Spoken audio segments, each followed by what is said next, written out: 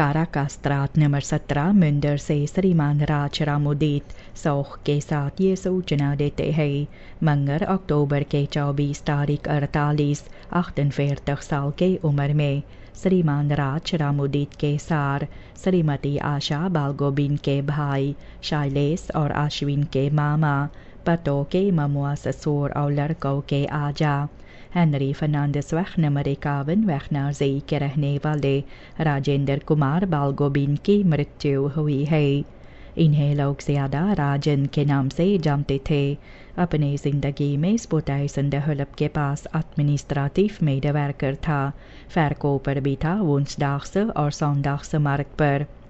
इतवार अक्टूबर के 29 तारीख अर्थी सुबह 10 बजे घर पर रखा जाएगा।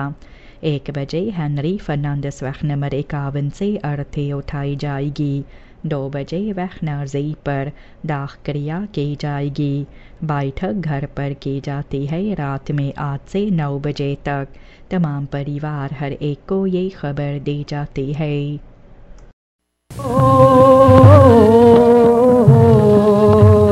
ये किसी का घरोना है, ये किसी का घरोना है।